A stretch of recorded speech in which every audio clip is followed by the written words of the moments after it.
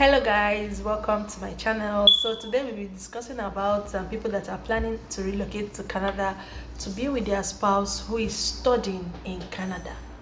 Okay, these are for students. If you're a student, you are planning on relocating, maybe especially people that are doing masters, you are planning to relocate to Canada to be with your spouse, or even if your spouse is in college, right? So this video is for you. Okay, so sit back and watch till the end.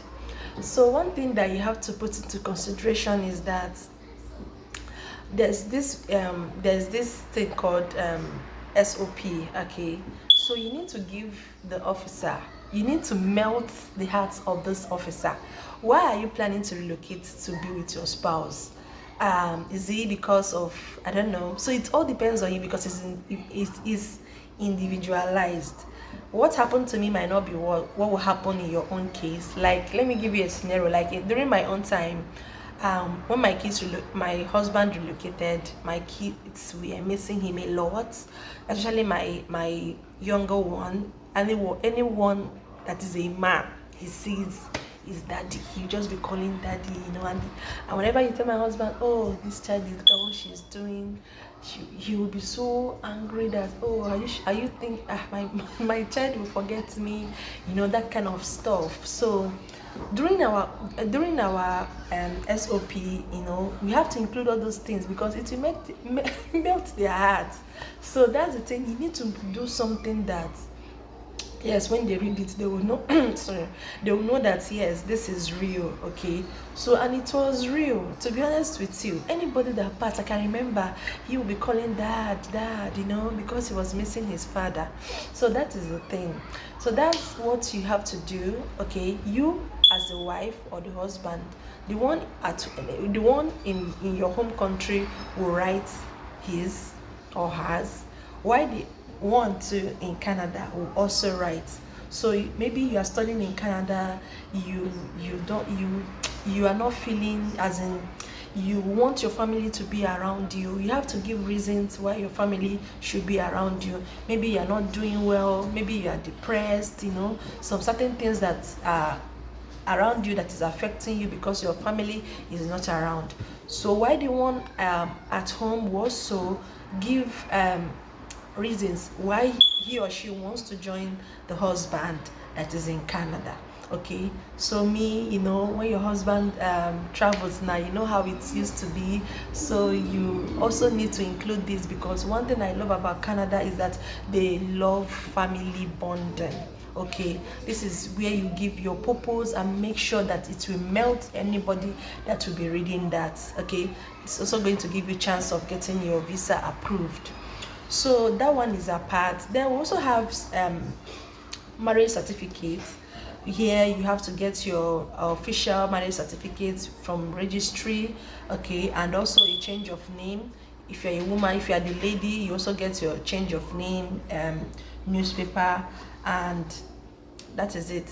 Okay, and firstly, when, like us now, my husband applied his own visa himself, he didn't use an agent. Okay, so during this process, as you're getting your own visa, you also need to include your family ties. So when you are doing your visa, make sure your first initial, make sure you include your family, your wife, your children, and make sure agents that are doing this for you is also including the right name, because I've seen cases whereby an agent applied visa for someone, at the end of the day the names are incorrect. Okay, so you have to make sure that your partner's name, your children's name are very, very correct. Okay, so the next one too is current and past employer reference letter, right? So during my own time, I got a letter from my employer.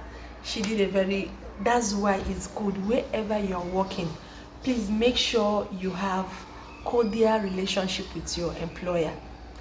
Because if you are planning to relocate to Canada, even if you come here as a student, you still need your employer, because when you graduate, you still need reference from them, maybe when you get the work.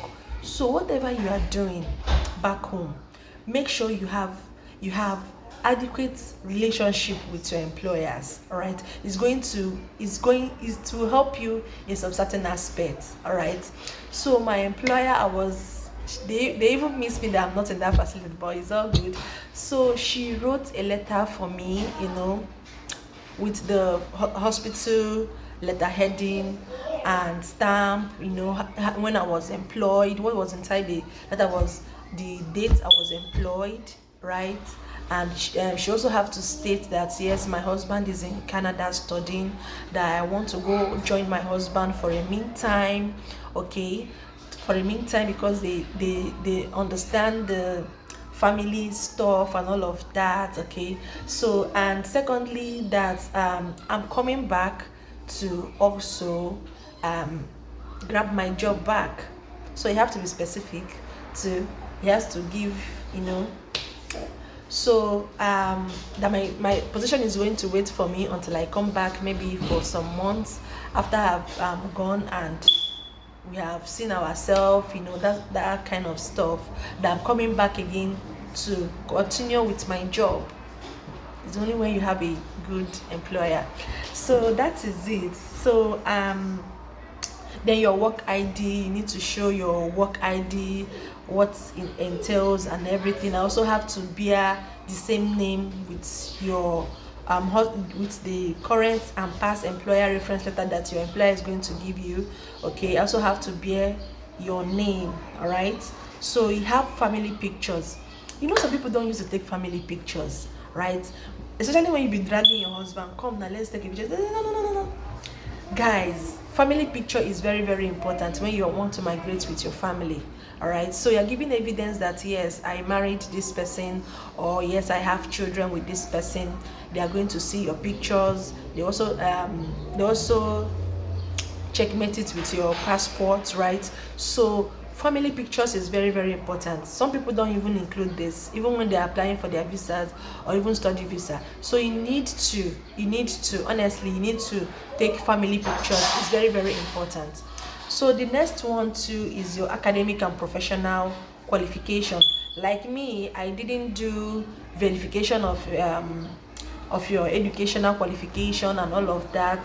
So I included that yes, I'm a registered nurse in Nigeria. I gave evidence of my certificates, and right. So even my hospital too also included that in the employer's reference letter too. So that's the thing that you also need to put in place. Then bank statements. So this bank statement was coming from my hobby, though. Okay, let me just leave this one for now. I'm going to say his own. So another thing that I did too was my pay slip. Okay, so they asked me to get my pay, salary, the money they've paid me for over 4 months. I have to showcase that to prove that yes, I have been working in this facility, or have been earning money, so that it's not when I come into their country I will be roaming about, that kind of stuff, right? So you also need to include in your SOP, the one I discussed earlier, the amounts they are paying you, how it is in Canadian dollars and all of that. Just stay chipping. So now for my husband, there are things that he needs to include, okay, because he has written his SOP, and they also need to verify if he's going to school. Since he came as a student, is he going to school, what's his average and all of that, his mark and everything. So he also included that okay, this is the first semester exam, look at my grades. This is second semester, look at my grades. You're going to show all those things, okay.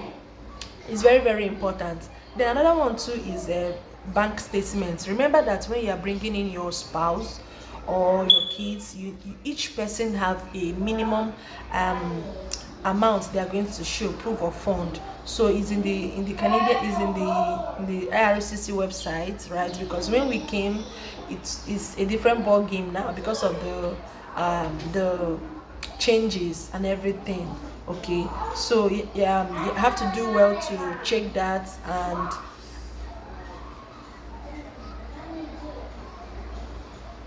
So we are a family of 3 that are relocating. So he has to calculate the amount together to show that yes, when we land in Canada, he's able to take care of our basic needs and all of that. Is very, very important, right? So if you did not calculate that POF very well, it's also an issue when you apply for your visa, and at the end of the day you will get insufficient funds that they are likely they can't be able to take care of your family when they relocate. Okay, so you have to put that into consideration and convert it very well depending on your country.